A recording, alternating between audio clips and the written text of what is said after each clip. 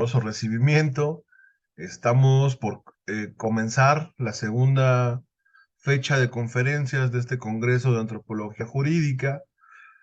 Ponemos un poquito en contexto, ya que hoy se tenía programada otro tema a discusión, el cual se tuvo que reagendar, ya que la ponente tuvo por ahí percances personales y no se pudo solventar que ella nos acompañara, a lo cual también tuvimos bien invitar a dos excelentes compañeras con conocimiento pleno del tema, a lo cual pues agradecemos mucho de antemano su participación. Le decía, este Congreso de Antropología Jurídica impulsado por el Departamento de Derecho, coordinado por ahí por el licenciado Juan Pablo, por las propias licenciadas Ayan, la licenciada Mayra, y el equipo de trabajo de el profesor, el doctor Carlos Humberto Durán Alcántara. Entonces, eh, sin más, me doy bueno, me presento, mi nombre es Tonatiuh Cárdenas, igual sociólogo de la UAM Azcapotzalco, y me doy la tarea de leer el resumen curricular de la socióloga María Sayán Martínez Zamorano, la cual va a empezar el día de hoy la conferencia intitulada La lucha como mujeres que somos, un viraje normativo contrahegemónico. Entonces igual, si la compañera pudiera ir prendiendo su camarita, la saludamos compañera, ahora, ¿cómo está? Qué alegre. La cual ha aportado a los temas de capacitación técnica y el fortalecimiento del grupo de mujeres, de mujeres comunicadoras comunitarias indígenas. Es notable su participación como comité organizador del primer encuentro de radios comunitarias para que no haya más nudos en la garganta, Santo Domingo Izcatlán, así como la impartición de los talleres para mujeres sin censorama para la construcción de la identidad. Su, Sus ponencias en la exposición fotográfica Cueni Cueni fue notable en la Guamas Capozalco, también teniendo participación en el proyecto comunitario indígena, fortalecimiento de la filosofía comunal, en el conocimiento y reconocimiento y defensa del territorio indígena de Santo Domingo Izcatlán, promovido por el propio gobierno de usos y costumbres de la misma comunidad. Con la ponencia ella participó, intitulada La lucha como mujeres que somos, el caminar de las mujeres zapatistas. Eh, Así como ponencias diversas de instituciones, díganse la Universidad Autónoma Chapingo. Ha entablado también diálogos referentes a la perspectiva de género, tales como Seminario Permanente de Políticas Públicas, Igualdad y Violencia, Violencia Digital, a mujeres comunicadoras o reporteras por la Comisión Nacional, no, con la Comisión de Derechos Humanos de la Ciudad de México, Seminario Permanente de Género, Centro de Investigación de Estudios de Género de la UNAM, El Pensamiento y la Mirada Feminista, Los Orígenes, Género y Subordinación Social, Teoría de Feministas, Feminismos del siglo XXI, impartidos en la UAM Azcapotzalco. Entonces, si ven con esta notable ficha de recomendación, le damos paso a la exposición de la compañera Sayán Martínez. Por ahí no, bueno, le pediré a la compañera Mayra, si es que está acá, que se haga notar, sino que me mande ahí un mensajito para que pueda yo tener en cuenta cuándo va a ser el cambio de participación, por favor. Y pues la dinámica sería, expondrían las compañeras y al final habría un espacio para las rondas de preguntas. Entonces, perdón compañera, adelante. ¿Qué tal? Muy buenos días a todos. ¿Sí se escucha? Bueno, voy a compartir mi pantalla. Gracias a todas las y los asistentes.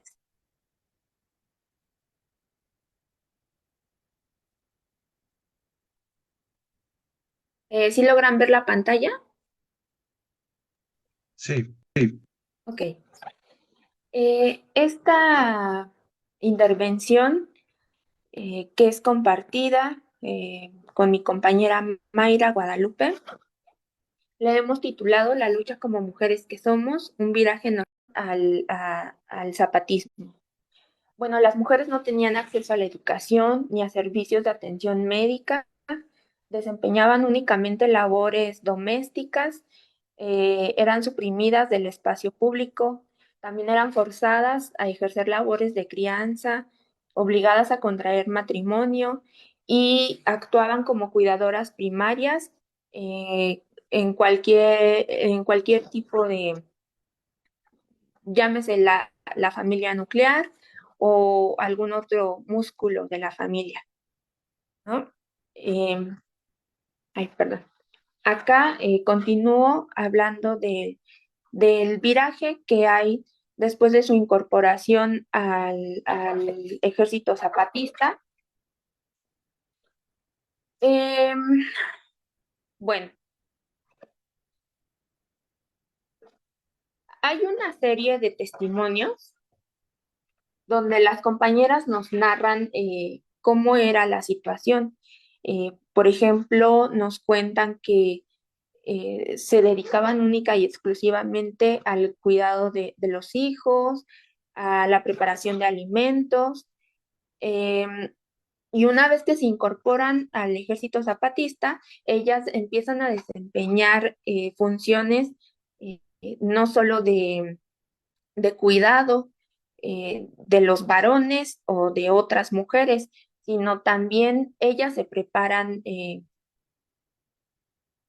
como parte de las milicias.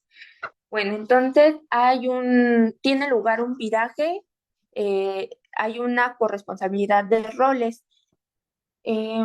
Acá se trata de que los compañeros zapatistas, los varones, también están ya involucrados en actividades de preparación de alimentos, de cuidado y crianza de los hijos. También hay una transformación del imaginario colectivo.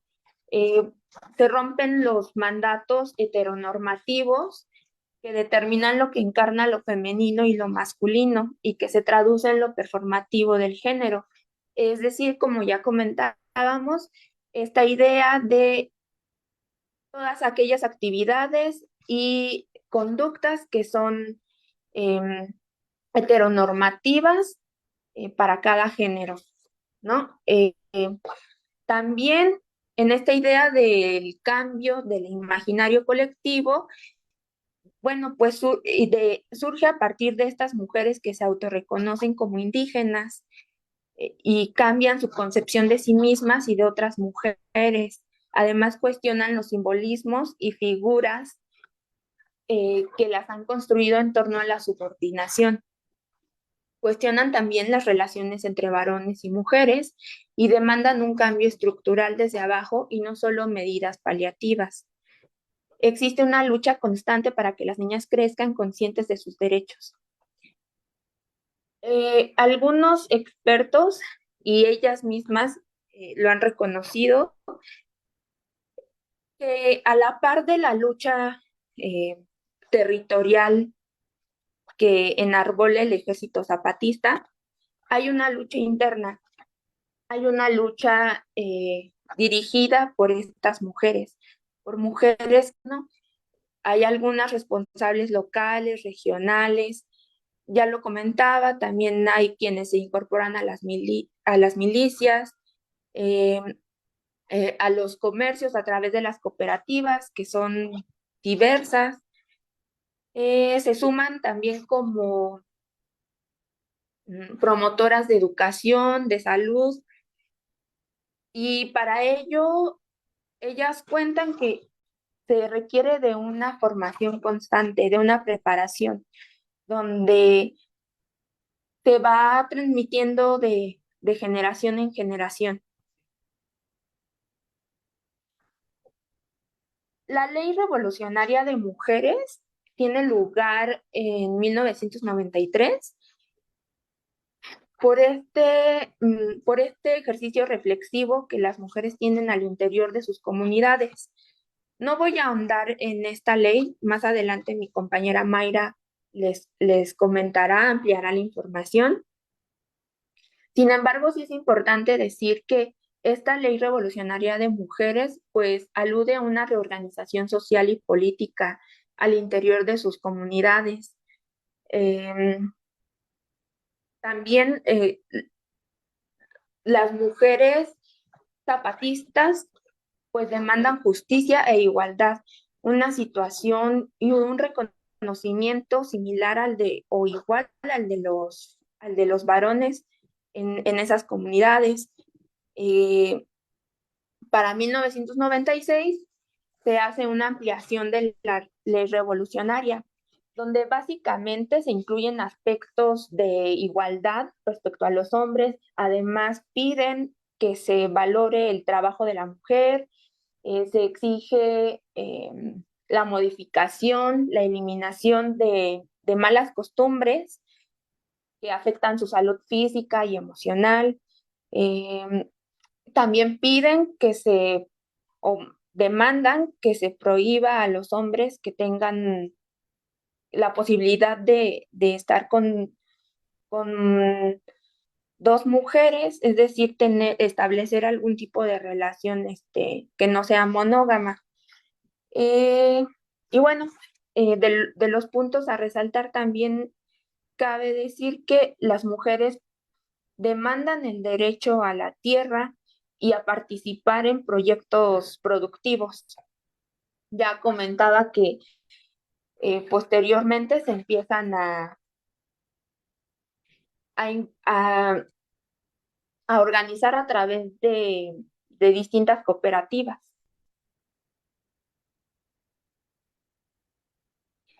Eh,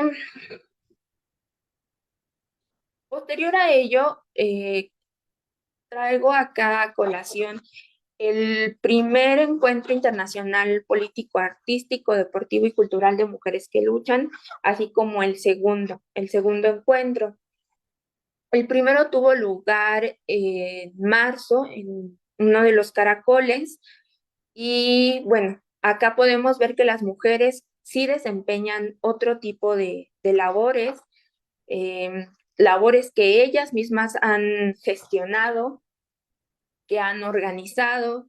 Por ejemplo, para estos encuentros, ellas emiten una convocatoria para que mujeres de distintas geografías visiten estos espacios donde se sientan seguras para compartir experiencias, eh, donde, bueno, la finalidad del encuentro fue que distintas mujeres y colectivos intercambiaran experiencias de resistencia. En el encuentro estuvieron presentes milicianas que estuvieron encargadas de la seguridad de esas otras mujeres, también promotoras de salud, por si alguna de las mujeres presentaba algún malestar. También las mismas mujeres hicieron o desempeñaron los roles como encargadas técnicas y de higiene. Los varones no tuvieron acceso al espacio donde se llevó a cabo el primer encuentro ni el segundo. Ellos estuvieron más bien a cargo de la preparación de algunos alimentos. Bueno, viene el segundo encuentro que fue en 2019 y acá al final del primer encuentro, las mujeres que se reunieron ahí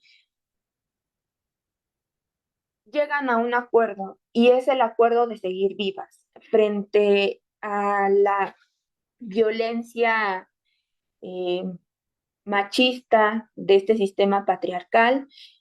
Es que las mujeres conciben como pertinente este segundo encuentro y va únicamente organizado en aras de combatir la violencia machista, en donde se creen estas redes, donde se compartan experiencias y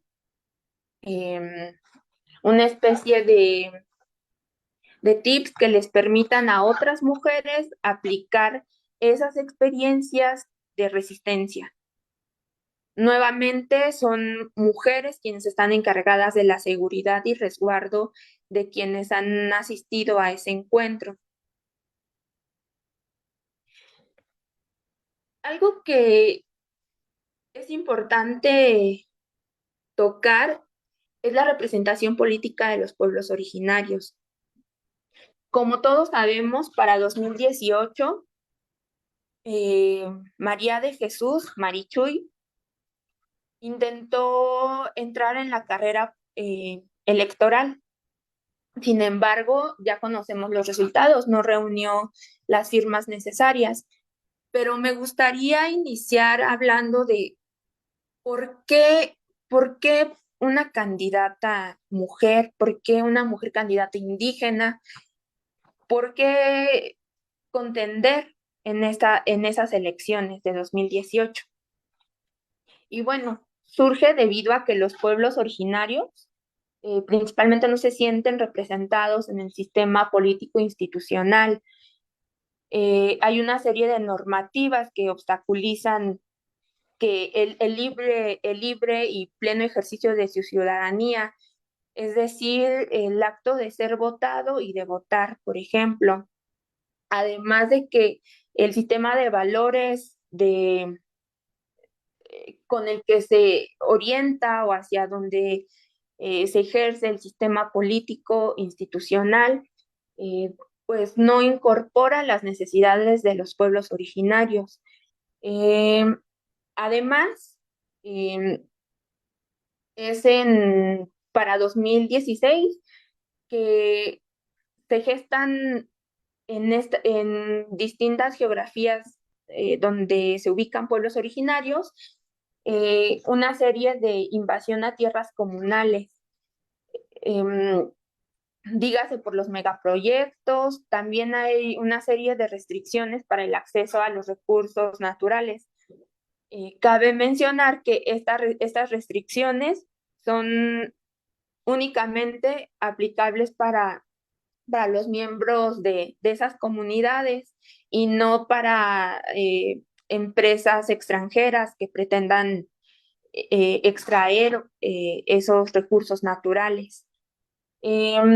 Para 2016 se lleva a cabo el quinto Congreso Nacional Indígena, donde se acordó establecer un mecanismo para combatir el sistema capitalista y para ello se llevó a cabo una consulta entre los pueblos que articulan el Consejo Indígena. Entonces,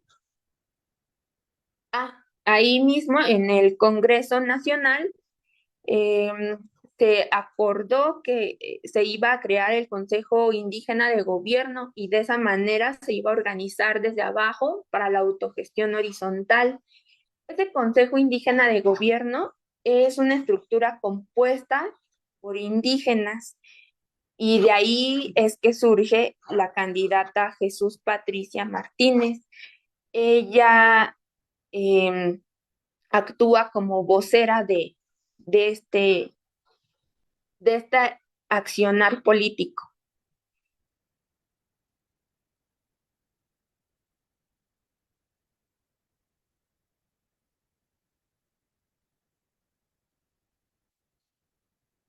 Hubo diferentes críticas en torno a esta candidatura o a este intento de candidatura. Y se habló del Sistema Nacional de Registro de Precandidatos y Candidatos del INE en un sentido excluyente. El INE tuvo prácticas discriminatorias y excluyentes debido a que la campaña de Marichuy se realizó principalmente en zonas rurales, donde no había o no era estable la energía eléctrica ni el acceso a una red de Internet, por lo que se le solicitó al INE cambiar el mecanismo para la aplicación para recolectar las firmas en formato de papel debido a la brecha tecnológica. Eh, Varias de esas firmas que María de Jesús requería para que fuera registrada su candidatura, pues no, ya habían sido recabadas a través de papel, de forma física, y esta solicitud que se le hace al INE, pues es precisamente porque ella estaba yendo a espacios, a geografías donde otros que estaban en esta carrera electoral, pues no iban allá. Y bueno, lo importante es que en la aplicación desarrollada por el INE, la información personal no era privada. En la aplicación se quedaban algunas carpetas secretas, donde, bueno, secretas entre comillas, no era como tan visible para cualquier persona, pero eh, con ánimos de encontrar datos personales, pues ahí había quedado expuesta la información. Bueno, también cabe recordar que el grueso de los zapatistas no podía votar bajo el marco institucional del INE, pues no poseían o no poseen una credencial de elector. También estuvo presente una discursiva que pretendió deslegitimizar la campaña de María de Jesús. Pues ella fue señalada, la campaña fue señalada de obstaculizar la transformación política de México a través de la división del voto. Es decir, recordemos que para 2018 Andrés Manuel López Obrador estuvo presente en la contienda y aquellos que lo apoyaban, esos grupos, eh, pues hacían la crítica a esta candidatura eh, gestada desde los pueblos originarios, porque aseguraban que pues esos votos captados para ella, para Marichuy, pues podían reforzar el triunfo de Andrés Manuel López Obrador para 2018. Bueno, algunas prácticas de autonomía dentro de los caracoles es que las mujeres hoy en día pueden tener cargos como lo son el ser promotoras de salud, de educación, incorporarse a las milicias. Eh, Algo bien importante son las sanciones en los caracoles. En otros espacios, hablando de un delito, y acá se castiga sí a través mm, de trabajos colectivos que la Junta de Buen Gobierno acorda. Y estos trabajos colectivos pues surgen de las necesidades de cada comunidad. También las mujeres que se reconocen como zapatistas han renunciado a ser benefactoras de programas sociales, pues consideran que estos programas sociales son un medio de coacción del voto y son únicamente una medida paliativa y no hay una transformación estructural, únicamente resolver temporalmente un poco. Y bueno, ya les hablaba yo de las cooperativas.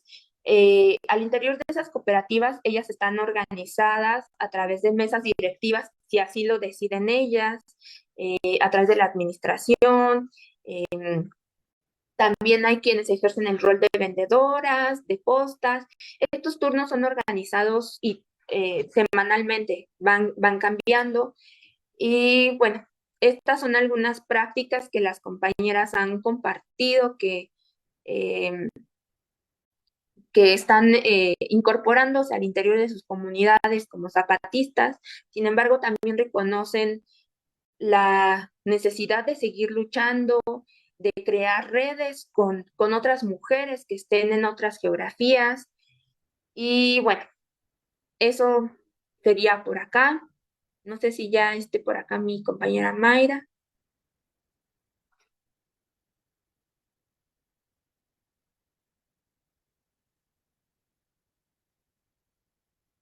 ¿Ya está? ¿No está? Muchas gracias, compañera. Es todo su presentación. Sí. Muy interesante. Ya tengo mi pregunta para la ronda de preguntas al final. Y bueno, agradecemos la participación de nuestra compañera Sayan Martínez Zamorano. Si algo nos ha impedido por acá, bueno, no nos impide, sino nos retrae tal vez un poco este tipo de dinámicas eh, digitales, digamos, pues bueno, es este bonito gesto de los aplausos, ¿no? Que hace entrever a nuestros expositoras, expositores, en este caso solamente expositoras, perdonen, eh, que sus palabras han sido bastante interesantes, que han sido bastante nutridas, que son llenas de sapiencia y de reflexión, pues, ¿no?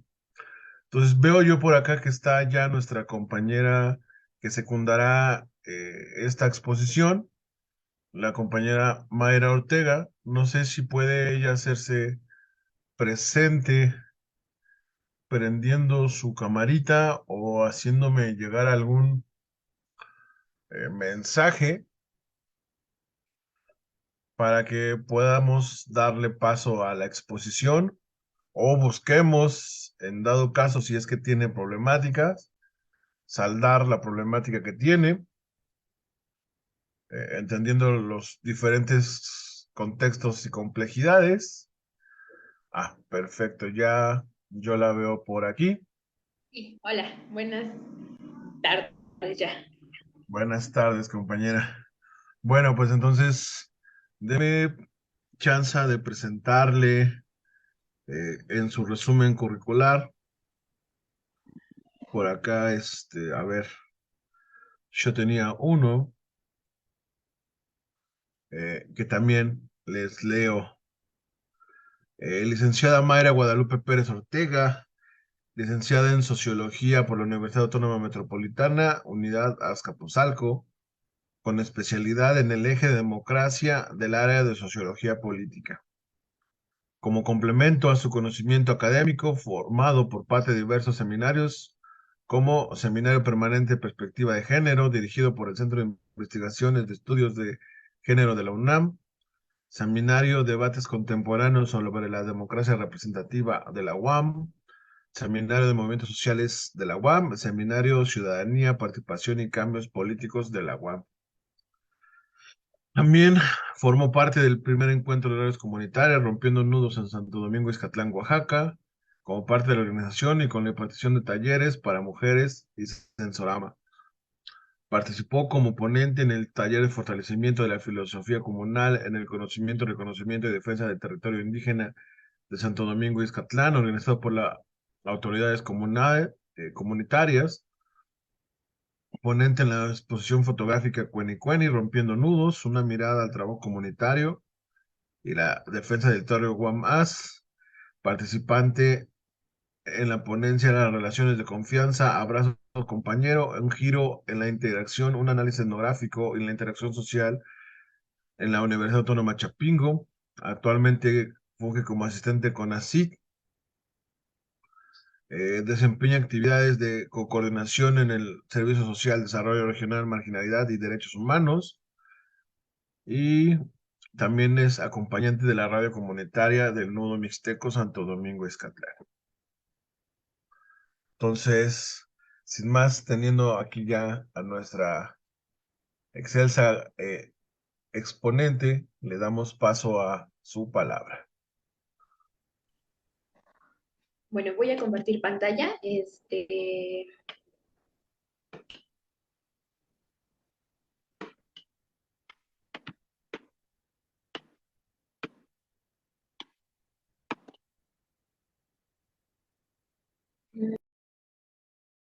Fin a la violencia que sufría.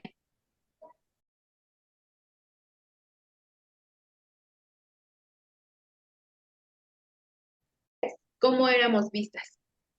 Eh,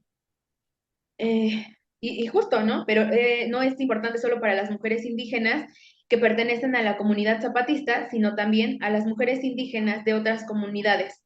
Además, es importante destacar que formó parte del Comité Clandestino Revolucionario Indígena, que justo por toda la trayectoria y por todas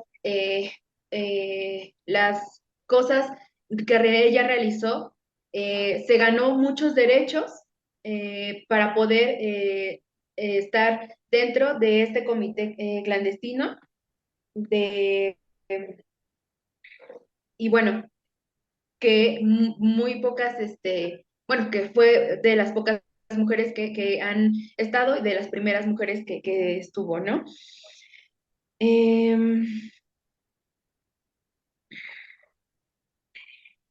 Eh, la lucha de la comandanta Ramona se consolida en la Ley Revolucionaria de Mujeres, de la que pues más adelante ahondaré. Ahora presentaré a la mayor insurgente, Ana María.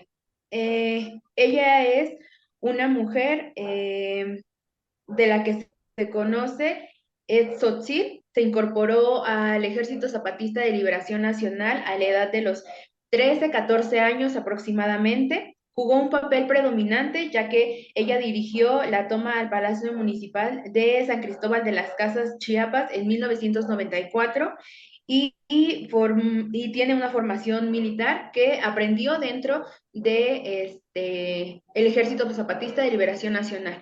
Ella, en algunos de sus testimonios, comenta que entró al ejército y realizaba tareas junto con sus hermanos, pero Ejército Zapatista de Liberación Nacional, y que cuando se integró, pues ella no sabía ni leer ni escribir, y es aquí donde aprende.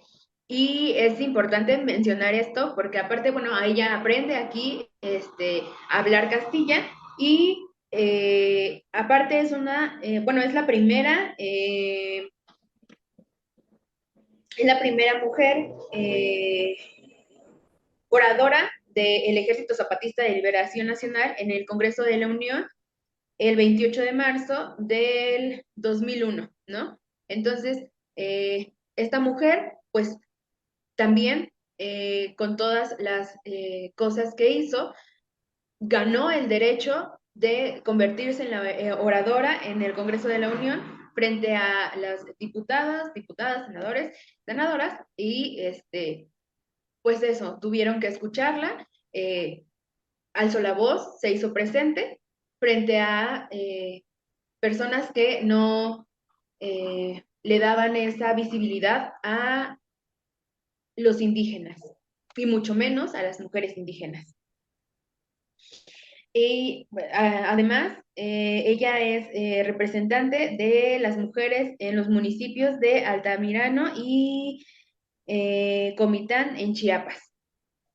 Y bueno, con esta breve historia de 3 mujeres que mencioné y con los escasos datos que se pueden encontrar de ellas públicamente, podemos entonces hacernos una idea de cómo las mujeres pertenecientes a la comunidad se han hecho reconocidas y escuchadas, se han hecho acreedoras a pertenecer a puestos de la milicia y de la política, además de ser reconocidas y escuchadas por parte de su trabajo. Pero esto no es algo que se logró de la noche a la mañana. Esto requirió un reconocimiento de sus propios valores, de las mujeres al visibilizar la violencia que ejercían sobre ellas, de la valentía de alzar la voz y de organizarse, y no solo eso, lo más importante, de resistir, ¿no? Y bueno, ahora hablaremos de la Ley Revolucionaria de Mujeres. Un año antes, estas mujeres son muy importantes porque ellas son las que van a dar el cauce para la fundación de esta Ley Revolucionaria de Mujeres, ¿no? Entonces, un año antes del levantamiento armado del Ejército Zapatista de Liberación Nacional, en 1994,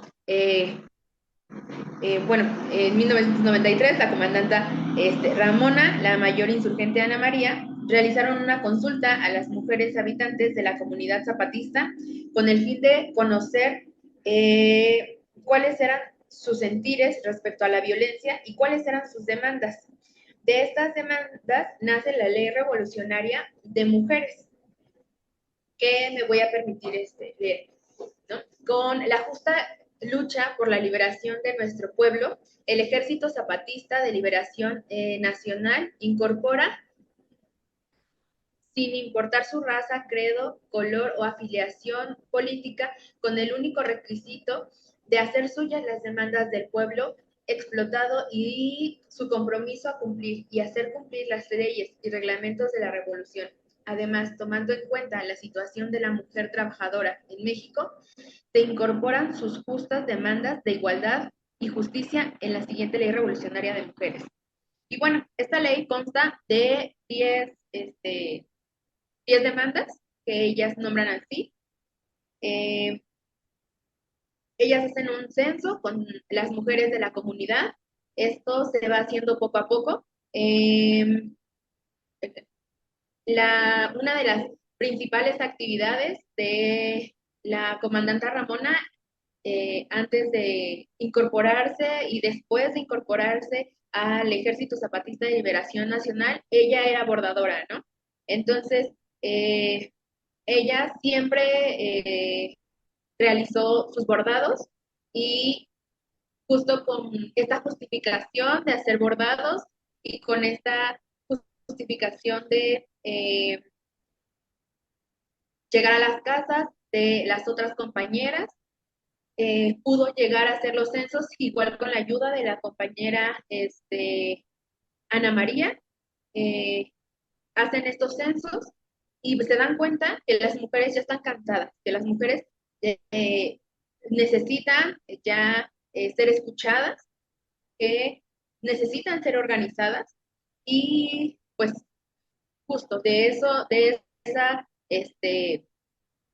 ese cansancio se organizan y sale esta ley. Y bueno, la primera demanda dice, las mujeres, sin importar su raza, credo, color o afiliación política, tienen derecho a practicar la lucha revolucionaria en el lugar y grado de su voluntad y capacidad, que su capacidad determine. El segundo dice, las mujeres tienen derecho a trabajar y recibir un salario justo. El tercero, las mujeres tienen derecho a decidir el número de hijos que pueden tener y cuidar. Cuarto, las mujeres tienen derecho a participar en los asuntos de su comunidad y tener cargos si son elegidas libre y democráticamente. Quinto, las mujeres y sus hijos tienen derecho a atención primaria en su salud y alimentación. Sexto, las mujeres tienen derecho a la educación, las mujeres tienen derecho a elegir a su pareja y a no ser obligadas por la fuerza a contraer matrimonio. Octavo, ninguna mujer podrá ser golpeada o maltratada físicamente ni por familiares ni por extraños. Los delitos de intento de violación o violación serán castigados severamente. Noveno, las mujeres podrán ocupar cargos de dirección, de organización y tener grados militares en las Fuerzas Armadas Revolucionarias. Décimo, las mujeres tendrán los derechos y obligaciones que señalan las leyes y reglamentos revolucionarios. Y bueno, justo esta ley se consolida y la comandante Ramona se convierte en la comandante Ramona, la mayor insurgente Ana María, se convierten en estas mujeres que organizan a las demás mujeres de la comunidad zapatista y deciden que no van a dejarse más, que todos sus sentires y todos sus pensares se van a ver reflejados y que ellas también deben de ser tomadas en cuenta, ellas también son valiosas por el trabajo y ellas también merecen ser reconocidas por el trabajo que hacen, ¿no? El trabajo de cuidado, el trabajo que realizan en el campo y que ellas además también merecen ser tomadas en cuenta en el trabajo eh, la, de la milicia y también quieren participar en la vida política de la comunidad. Entonces, bueno, de aquí pasamos a que después de esto las mujeres puedan entrar, bueno, esta ley claro que está aprobada y las mujeres pueden empezar a entrar en diversos puestos, ¿no? Como la compañera Sayan ya lo había mencionado, las mujeres empiezan a tomar puestos como comandantas, como mayores, como escuchas y bueno, pues tienen una organización y tienen una mayor participación dentro de su comunidad, ¿no? De tal manera que en la mayor insurgente Ana María es una de las mujeres que van y tienen esta iniciativa de dirigir en la toma de el Palacio Municipal en 1994, ¿no? Y bueno, pues esta fue también una lucha interna dentro del Ejército Zapatista de Liberación Nacional, ¿no? Y bueno, eh, después de esto, claro que en los eventos que se organizan después, como los encuentros de mujeres y el primero y el segundo encuentro de mujeres y también encuentro de la hidra capitalista. Eh, también tienen participación la comandanta Miriam, la comandanta Rosalía, la comandanta Daria, la compañera de escucha Selena, que tienen sus testimonios y pues en ese nos cuentan un poco de cómo se van incorporando, cuáles son sus funciones dentro de su cargo y cómo se van incorporando dentro de las funciones que tienen dentro de la comunidad y cómo es su organización. Eh, y bueno, para terminar, pues hay una pregunta que claramente suena que es, se considera que la lucha de las mujeres zapatistas o la lucha de las mujeres indígenas se considera como feminismo, pues es muy interesante como ahora preguntar eso, ¿no? Porque podemos considerar que eh, habría ciertas vertientes de feminismo, sin embargo, eh, no podríamos considerarlo como tal, sino como una lucha de mujeres, porque tendríamos que ver sus contextos de vida, tendríamos que ver las realidades en las que ellas viven y que justo, ¿no? Las realidades en las que vivimos cada una de las mujeres es distinta y no podemos acoplarnos a pues lo que podemos llamar feminismo en distintos aspectos de la vida, ¿no? Sin embargo, estas mujeres luchan y tienen,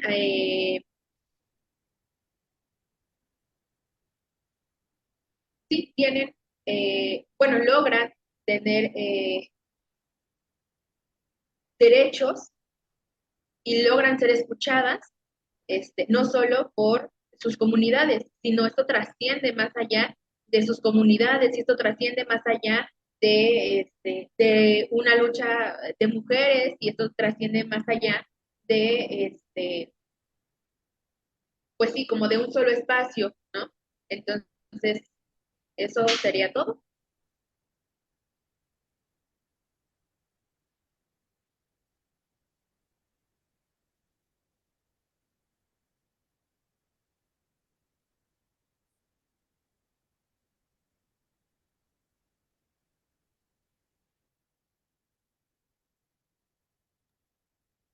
Muchas gracias, compañera Mayra. Igual De primeras pediría a la compañera Sayan si pudiera prender su camarita para dar paso al público, sea de aquí o de por ahí por CIA TV, que pudieran vertir algún comentario, alguna pregunta.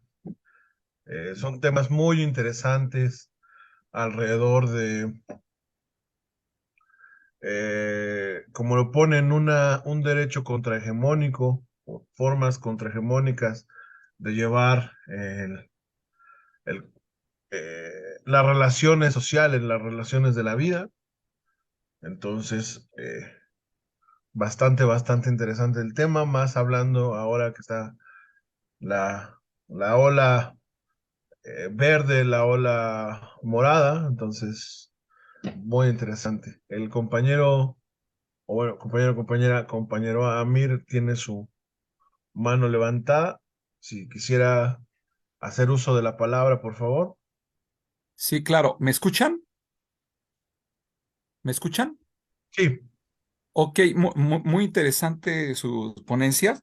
Mi primera pregunta o comentario con respecto a la última ponencia, que es una, se quedó como pregunta, pero es muy interesante esto de si es una vertiente feminista y que hay una lucha por las mujeres, que fue a la conclusión a la que llegó la ponente. Bueno, no solamente me parece adecuado, sino que además es esta idea de que el feminismo a final de cuentas es europeo y si se sigue la vertiente de colonial, quizás no tendría que ser una cuestión feminista, sino una lucha de mujeres. Sería mi pregunta, que si eso fortalecería un poco la idea de que es una lucha de mujeres, no necesariamente un movimiento feminista. Sería a la primera ponente, digo, a la segunda.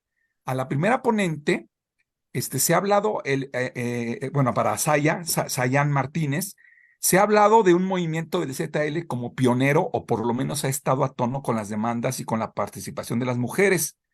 Los tiempos de guerra y de revueltas por reivindicaciones de igualdad, siempre la congruencia obliga y ha habido reivindicaciones femeninas, como fue el caso de la Revolución Francesa, la Revolución Rusa y la Revolución Mexicana y su secuela como Congreso Feminista de 1916. Por eso son importantes las reivindicaciones por la igualdad. Ayer el licenciado Pablo nos decía que se tienen que ajustar las demandas del año 96 de San Andrés Larraízar.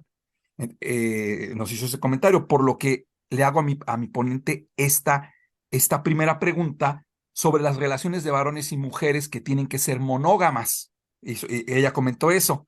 Cómo se explicaría esto desde hoy en el llamado poliamor, si la idea de que las relaciones de pareja que tengan que ser monógamas no sería algo conservador en un movimiento que se dice de izquierda y avanzada y no conservadora? Sería mi primera pregunta. Y la segunda también, como nos habló de lo heteronormativo, si ella conoce o hay estudios al respecto de la comunidad LGBT dentro del zapatismo. Y por último, también para las dos ponentes, sobre todo para la primera, pero también la segunda, como socióloga, en Argentina, en 2016, las feministas diputadas feministas votaron contra las penas de prisión preventiva efectiva para violadores. En España hay una controversia sobre la ley sí es sí, donde le bajan pena y han liberado a violadores. Mi pregunta es, si las sanciones con trabajos comunitarios, que ha sido muy alabada dentro de los grupos indígenas, de que no haya cárcel, sino trabajos comunitarios, ¿no pensarían que con respecto a los delitos sexuales no debiera de ser una excepción? Toda vez que la cárcel, que es muy inhumana, es muy deshumanizada, podría disuadir los delitos sexuales, porque podría haber la posibilidad de que alguien pensara, pues vale la pena darme el gustito con una mujer, valga la expresión, aunque después me pongan a trabajar. Al fin es más humano y humanizante el trabajo comunitario que la cárcel. Sería esas mis preguntas un poco barrocas o complicadas. Espero no haberme extendido. Sí, gracias. Sí, claro. Me gustaría iniciar respondiendo ambas preguntas, partiendo de la idea de que no tenemos que olvidar lo específico de cada uno de estos contextos. la realidad social varía de un espacio a otro, la cosmovisión también. No me atrevería a decir que se fijen las mujeres zapatistas en una postura conservadora respecto a la monogamia. Sin embargo, y tampoco pretendo pues resolver esa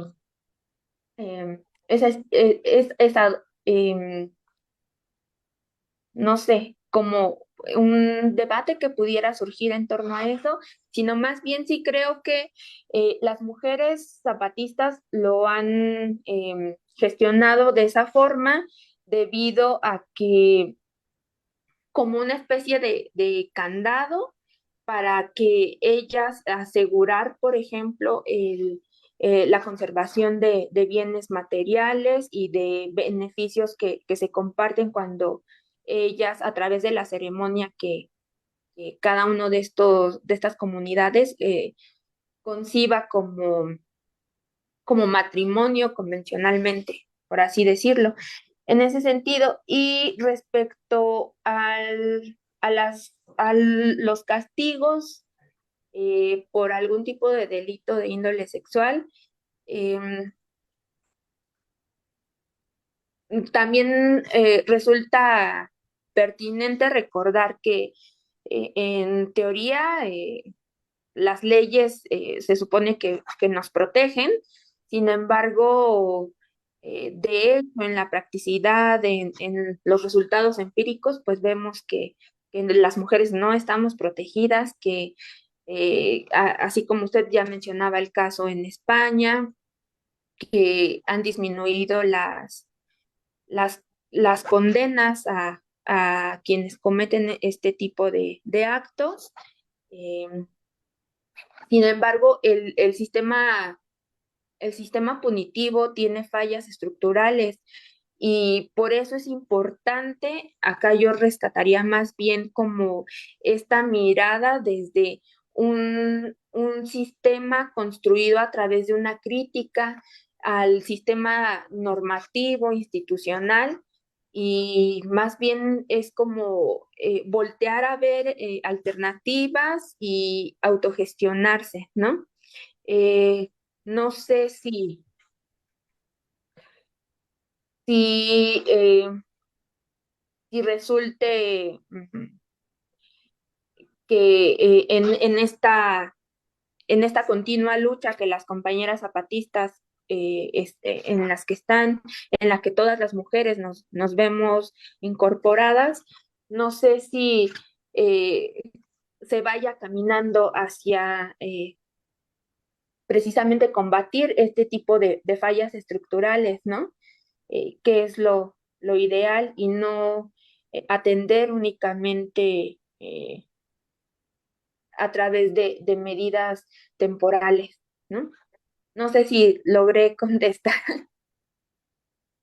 Nada más en la parte, o sea, no tanto el hecho de que lo resuelvas, como lo mencionaste, sino el hecho de que por una parte, bueno, lo que dijo la ponente Mayra Ortega, al no ser un movimiento feminista, hay ciertas cuestiones que, entre comillas, no coincidirán con algunas reivindicaciones como el día del poliamor.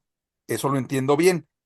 Pero si buscar esta estabilidad material, etcétera, eso se parece mucho a un matrimonio convencional, que ya dijimos que siendo un movimiento que no es feminista, no tendrían por qué combatirlo, pero sí la idea de la izquierda, porque la izquierda se supone que es de avanzada, la izquierda se supone que el ejército zapatista es un movimiento de izquierda. ¿No sería esto contraintuitivo con la idea de izquierda? Con la idea de feminismo no, porque ya se dijo que no es un movimiento feminista, pero sí iría en contra de la idea de la izquierda, lo que se entiende de manera muy general como izquierda. Sería un poco en ese sentido mi pregunta. Bueno, es cierto que ellas están incorporadas en esta lucha territorial que ha iniciado o que inició públicamente o más abiertamente luego del levantamiento de 1994. Sin embargo, como lo dije en la ponencia y que todos sabemos, es que ellas tienen una lucha propia al interior de sus comunidades y no solo es para con los varones, ¿no? Por eso esta insistencia en que las mujeres y las niñas crezcan con conscientes de sus derechos, por ejemplo, con miras hacia una vida digna y por supuesto que se puede elaborar una serie de cuestionamientos a las prácticas de las mujeres zapatistas. Eh, Sin embargo, yo creo que es sí necesario siempre tener en mente que para empezar a articular alguna crítica hacia ellas o no crítica, alguna especie de desacuerdo, eh, va a ser siempre necesario que conozcamos que no hemos sido socializados de la misma forma, no hemos sido socializadas de la misma forma, ¿no? Ok, Muchas, muchas gracias. gracias, compañeros. Igual, no sé si el compañero Amin quiera otra vez le demos turno a la palabra. Veo que el compañero Juan Pablo tiene la manita levantada para alguna comentario o pregunta. Por favor, compañero Juan Pablo. Pero falta May, Ah, perdón. este, Sí, sí, sí, perdón, perdón. Por favor, May.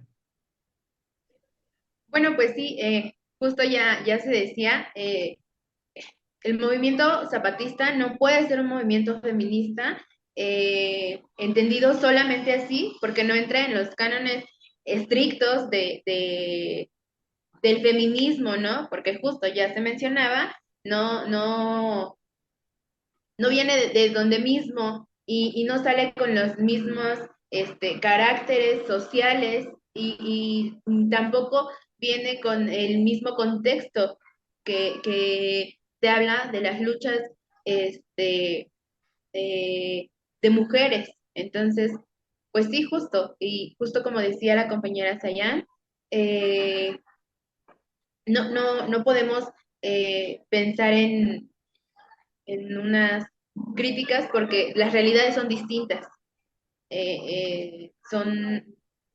son separadas y justamente por eso no se habla como tal de un feminismo, sino como de una lucha de mujeres.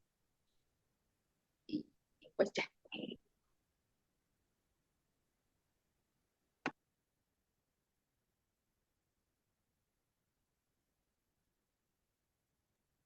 Muchas gracias, compañera Mayra. Por favor, compañero Juan Pablo. Hola, ¿qué tal? Buenas tardes. ¿Sí me escuchan? Excelente. Saludo a mis compañeras, una excelente exposición de ambas. Bueno, con relación a esto, tal vez sea repetitivo, pero es de otra manera lo que voy a plantear mi pregunta. Tampoco soy experto en el tema del feminismo.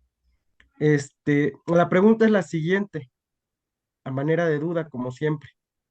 ¿Por qué no podemos definir el movimiento zapatista como feminista cuando en 1994 se incluyen mujeres para la lucha de la liberación nacional y ahora con la propuesta de desmachificación en sus municipios?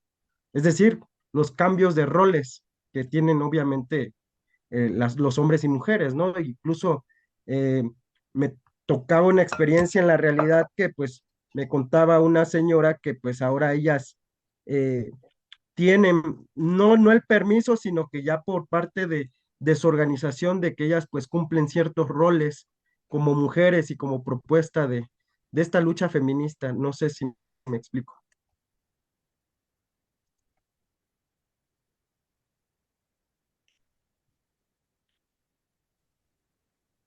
Esa sería mi pregunta.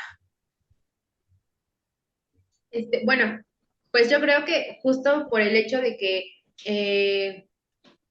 el feminismo entra en otro tipo de vertientes y entra en otro tipo de realidades.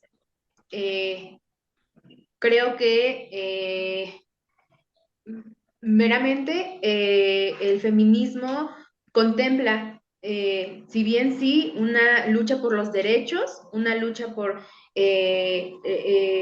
cierto tipo pues sí, sí, de derechos, no lo puedo llamar de otra forma. Eh, los contextos de las mujeres indígenas y de ciertas comunidades van más allá de los derechos y no solo se puede contemplar de esa forma, ¿no? Porque justo pasan por un proceso que es distinto y se forma de manera distinta a lo como se forma el feminismo, ¿no? No podemos plantear que justo en nuestra realidad, como ciudad o como centro metropolitano, digamos, se forma una lucha de mujeres de la misma manera en la que se forma en una comunidad. Entonces, porque tenemos distintas características, porque tenemos distintos contextos. No sé si la compañera quiera ahondar más en esto. Sí, pues, ¿sí se escucha? Sí, pues justo, como bien sabemos, existen diferentes corrientes del feminismo. Por ejemplo, eh, no sé, como para ilustrar un poquito la idea, eh, voy a traer a colación a las compañeras que se autodenominaron en aquel momento como sufragistas. No podríamos compartir, por ejemplo, esta categoría de feminismo, de ser feminista, porque para empezar eran mujeres blancas, ¿no? Que sí aspiraban a otro tipo de acciones políticas, así como a través de las diferentes olas del feminismo han ido cambiando, se han transformado las demandas, las formas de lucha, las formas de movilizarse. Eh, pues acá con las compañeras zapatistas sucede también, así como con otras mujeres que tienen, sí, saberes y conocimientos específicos y yo creo que no valdría la pena hacer como una especie de balance en donde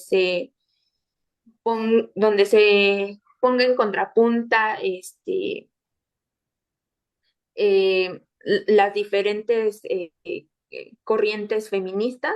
Si bien es cierto que actualmente, por ejemplo, sobresale eh, la reivindicación de las mujeres afrodescendientes, de las mujeres que se conciben como parte de pueblos originarios, ellas tienen demandas específicas diferentes a mujeres de otras geografías, porque nosotras a través de no sé, de diferentes prácticas o diferentes medidas, como puede ser la elaboración de teorías, eh, nosotras nos podemos empapar de ese conocimiento, de esos sentisaberes de las compañeras zapatistas.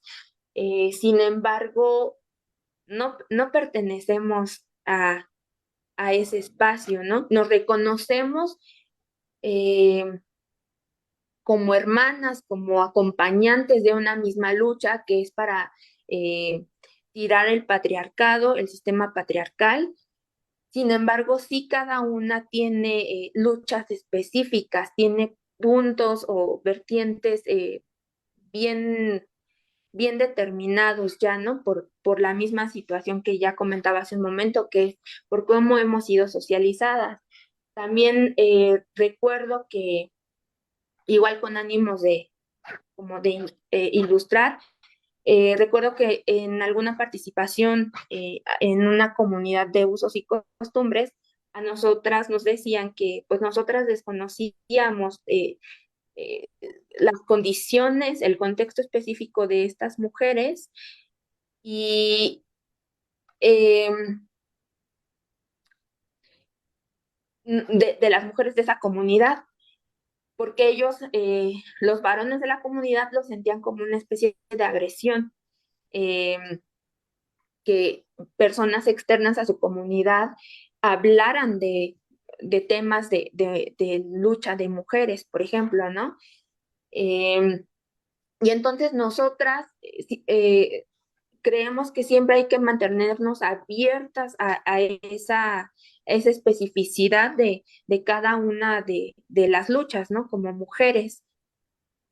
No sé si logramos resolver tus dudas, Juan Pablo. Sí, compañera, gracias. Ahora sí, muchas gracias, compañeras. Yo no me quiero quedar con las ganas de también preguntar y sumaré una pregunta que ponen por acá por el chat, que es, por ahí yo sí escuché en algunas conferencias en CIDESI sobre el efecto Marichuy.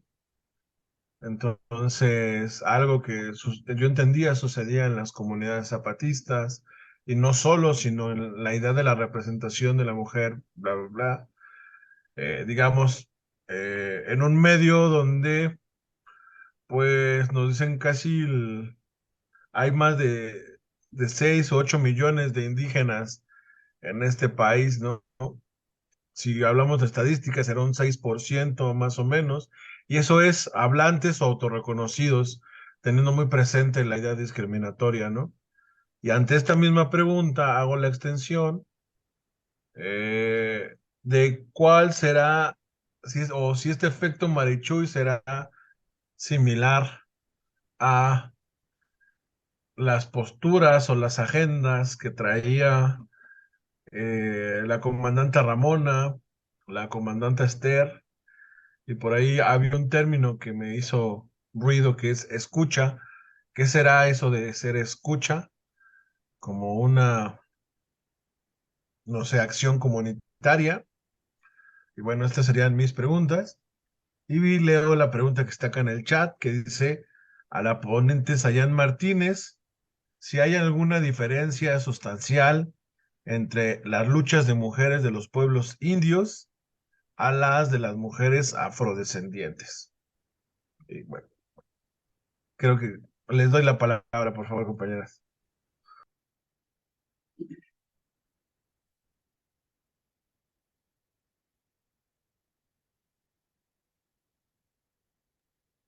Mike, si quieres contestar primero las que te formularon para ti.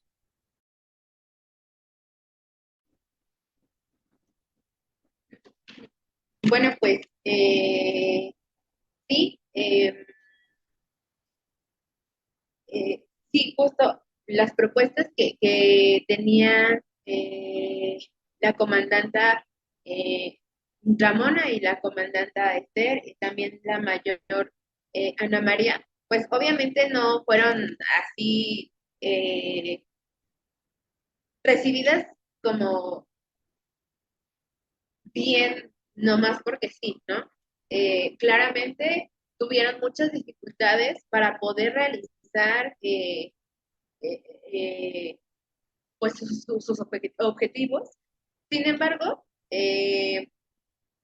ellas tuvieron mucha resistencia, tuvieron bastante resistencia para poder lograr, en este caso, la ley revolucionaria de mujeres. Eh, claro que, pues, también hubo mucha resistencia por parte de los varones, en este caso como en el sentido interno, que fue esta lucha, hubo mucha resistencia, pues porque también había mujeres que no querían participar de todo, ¿no? También había varones que decían como, bueno, sí, todo suena muy bonito, pero yo no voy a dejar que mi esposa haga esto, yo no voy a dejar que mis hijas hagan esto, yo no voy a dejar que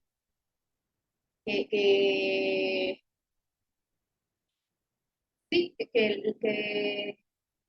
que esto suceda, ¿no? obviamente fue un trabajo que se tuvo que hacer, pues sí, ¿no? De poco en poco y que tuvo su constancia, ¿no? Que tuvo que ser de poco en poco, este, eh, tener que convencer a las compañeras que pues esto era favorecedor para ellas y justo como les decía, en esta misma actividad de ir a sus casas, a lo mejor ir a abordar con ellas, y, ir a convencerlas y todo esto pues llevó muchísimo tiempo. Sin embargo, pues se logró, ¿no? Pero justo sí no fue fácil. Y bueno, la compañera escucha eh, es un puesto de bastante importante de eh, ay, de la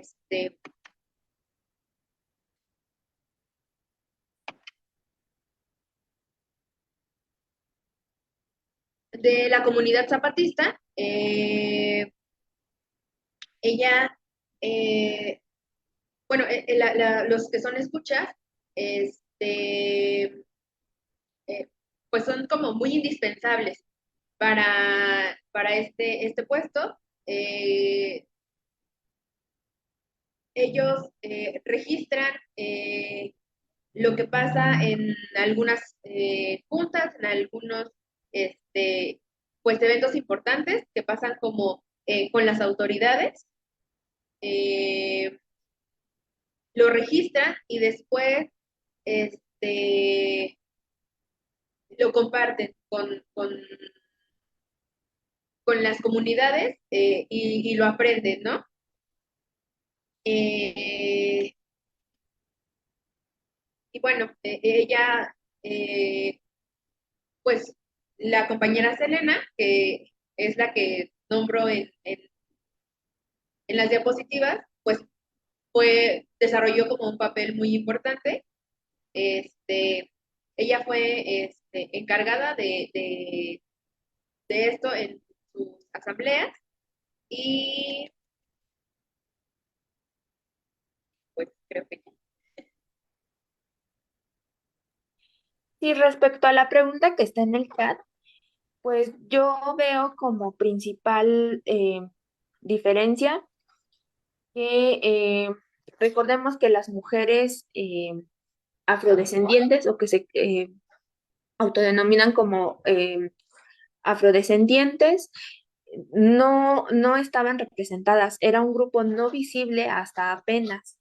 Entonces, eso problematiza el pleno ejercicio en un sentido institucional de su ciudadanía, al no ser reconocidas, ellas no se reconocían como parte de algún pueblo originario, pues no podían hacer suya esa lucha, ¿no? Si bien es cierto que comparten esta, alguna especie de, de efecto de las discriminación o de las medidas económicas neoliberales, eh, ellas no estaban representadas hasta apenas, ¿no? Eso es lo que yo miro. Entonces, estará bueno más bien mantenernos atentas a cuáles son sus demandas y si hay, supongo que sí, algún punto de encuentro con la lucha de las mujeres zapatistas y con otras luchas, ¿no? De otras latitudes.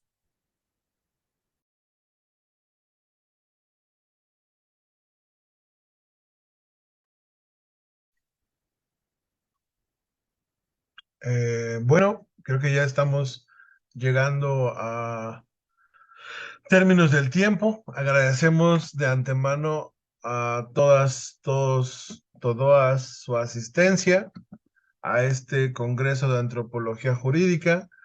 Agradecemos de parte de los y las les organizadores, a la compañera Mayra Ortega y a la compañera Sayan Martínez que nos hayan dado su exposición tan docta en estos temas sobre las mujeres, sobre las normativas que se van presentando en en algún estudio de caso dentro de las comunidades que conforman el territorio zapatista, en esa diversidad, que puede ser también un ambiente bastante diverso porque ellos mismos recopilan que están en diferentes pueblos, culturas, entonces con diálogos bastante nutridos.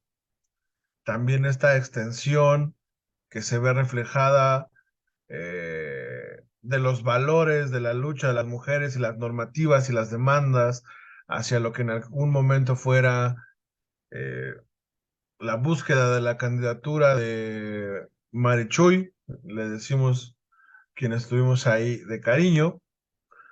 Y bueno, pues de antemano les invitamos a que sigan asistiendo a las sesiones de este Congreso. La verdad es un calendario bastante nutrido, bastante interesante. Ayer nos platicaba el compañero Juan Pablo que justamente no en muchos espacios se abre la discusión con este eje transversal de la antropología jurídica. Entonces nos da pautas para dar una postura multidisciplinaria, interdisciplinaria de discusión y así poder tener entramados profesionales, entramados también de acción o hasta de militancia eh, con ciertas discusiones que darán el peso a lo que podríamos llegar a creer hasta con un pensamiento crítico, dar pautas de un pensamiento crítico. Pues por mi parte, agradezco que esté el compañero Juan Pablo, que esté el profesor Durán. Y pues bueno, agradecemos también de antemano y con mucho cariño a los compañeros de CIA TV que nos están acompañando, nos están también prestando por ahí sus redes, sus medios de comunicación.